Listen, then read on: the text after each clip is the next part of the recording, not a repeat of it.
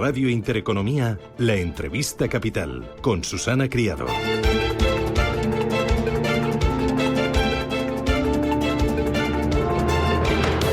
There are two main drivers for that. The first is the better than expected first quarter GDP numbers that came out for 2024. That is lifting up our growth. Son las declaraciones de la primera subdirectora gerente del Fondo Monetario Internacional, que esta misma madrugada presentaba sus perspectivas para China. Decía que espera que el PIB de este país crezca un 5% este año. Las previsiones son algo más elevadas de lo que eran en la ocasión anterior. Me acompaña Alicia García Herrero, que es economista jefe de Natixis para Asia-Pacífico. Alicia, ¿qué tal? Buenos días, bienvenida. Buenos días, ¿se me escucha? Muy bien, fenomenal. Alicia, ¿cuáles son las principales conclusiones de este informe, de estas expectativas que ha presentado hace escasitas horas el del Fondo Monetario Internacional para China? Bueno, la verdad es que no hay ninguna noticia, porque la revisión al alza, que es menor, concuerda con las previsiones oficiales y, sinceramente, es la que tiene prácticamente toda la industria, porque con el primer dato de PIB por encima del 5, pues parece razonable que se llegue a la meta oficial. Entonces, yo no veo que haya gran novedad en el informe, pero es cierto que repite pues las mismas preocupaciones que ya existían de gobiernos locales excesivamente endeudados, del exceso de concentración en producir,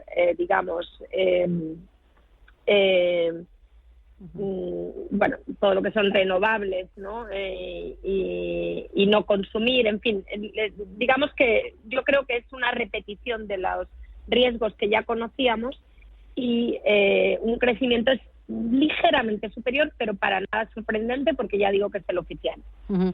¿Y el gobierno se está poniendo manos a la obra para poner en marcha reformas que taponen o que mitiguen esos riesgos, como ha señalado el endeudamiento de los gobiernos locales, el tema de las renovables o, por ejemplo, el tema del sector inmobiliario? ¿Qué está haciendo el gobierno y qué más podría hacer?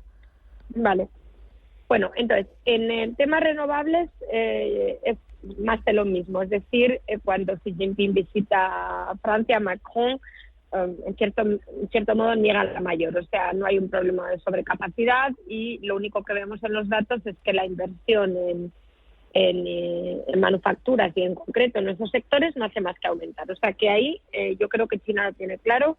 El mundo necesita a China para descarbonizar su economía de manera barata, y aquí estamos para hacerlo. O sea, ningún cambio.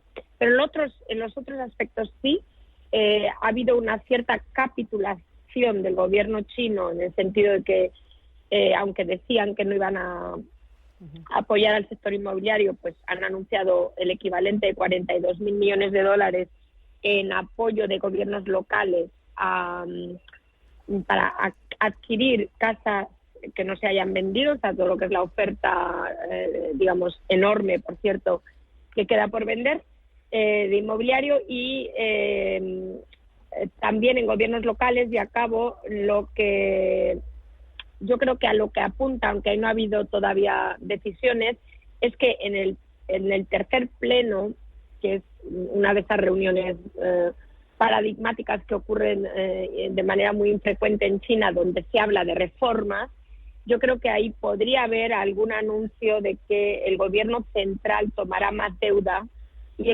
los gobiernos locales, reducirán su peso, porque los tipos de interés que tienen que pagar son muy elevados y eso, pues, al final no tiene sentido. Entonces yo creo que podríamos ver anuncios en ese sentido cuando se reúnan en el tercer pleno, como decía.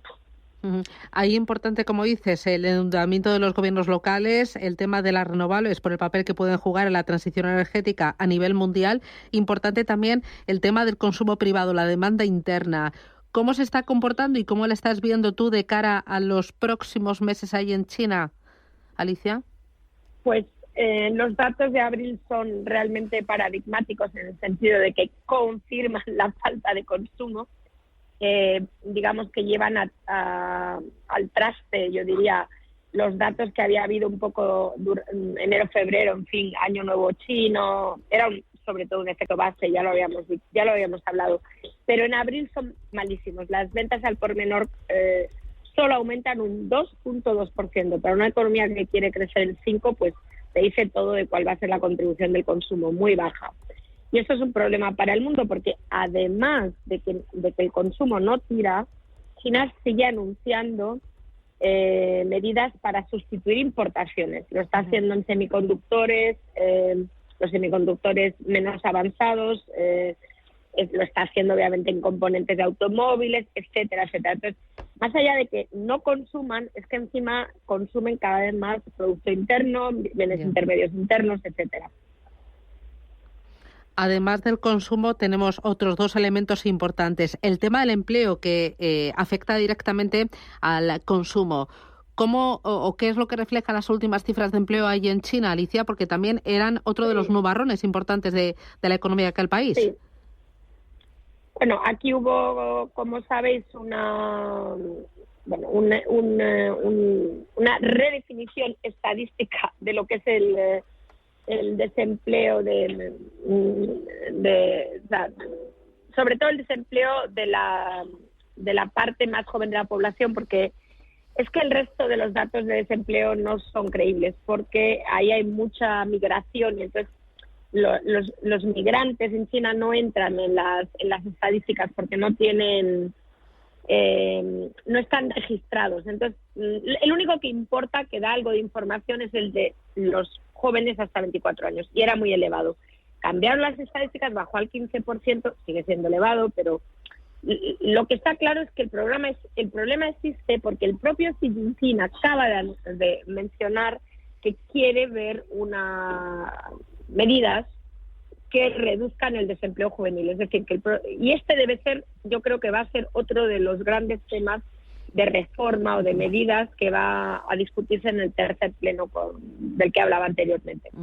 Y en todo este escenario, ¿qué papel está jugando y qué papel podría jugar en el corto plazo la guerra comercial con Estados Unidos, que parece que en las últimas semanas se está intensificando? Ya. Bueno, a ver, obviamente cuando uno lee la prensa en China parece que todo lo que ocurre está relacionado con la presión del resto del mundo, en la que muchas veces leemos que también está Europa. Yo intento recordarles que por ahora Europa no ha aumentado un solo arancel, o sea que quizás a futuro, pero desde luego ahora lo único que hacemos es importar y cada vez más. Pero bueno, en el caso de Estados Unidos es evidente que sí que hay un parón de importaciones de China, aunque algunas llegan desde México, desde Vietnam, o sea, hay bastante redirección de exportaciones de China.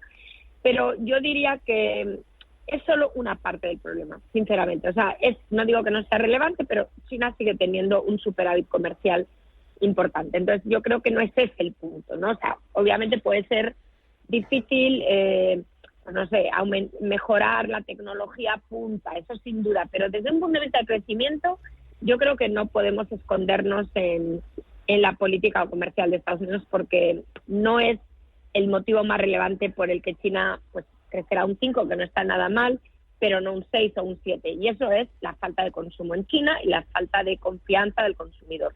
Me comentabas al principio que uno de los elementos importantes es la apuesta por las renovables del gobierno chino, porque China ha entendido muy bien que el mundo entero necesita China para descarbonizar a precios más atractivos. Sin embargo, leí hace unos poquitos días que China, que utiliza para temas de transición energética, transición verde, hay un metal que se utiliza mucho, que es el cobre, y está creciendo mucho su precio, y que China está acaparando fuertes cantidades de cobre, que los inventarios son inusualmente altos para este momento del año, y que esto podría esconder una especie de golpe de Estado en las cadenas de suministro por parte de China. ¿Tú lo verías así? Bueno, es que no solo es el cobre, es el litio, es el sodio,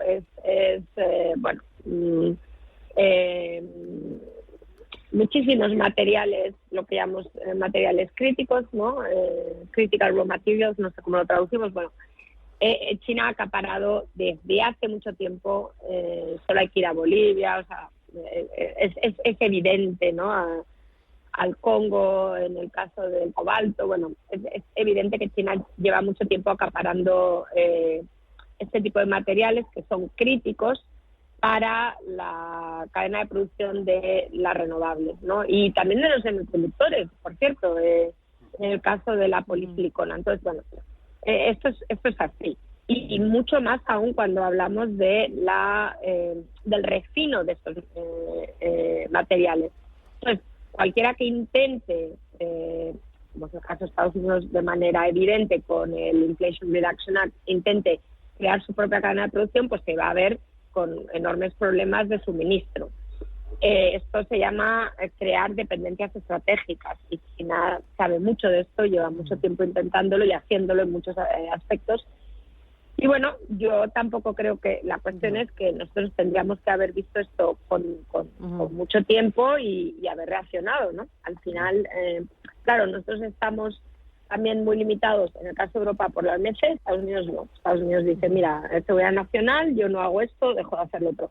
Nosotros tenemos además la limitación adicional que todo lo que hagamos a este respecto, de provisión, de cadenas de producción, de intentar hacer reshoring o de hacer nearshoring o friendshoring o lo que queramos hacer, pues bueno, todo lo tenemos que hacer con el beneplácito de la OMC. Entonces, es muy difícil evitar este problema.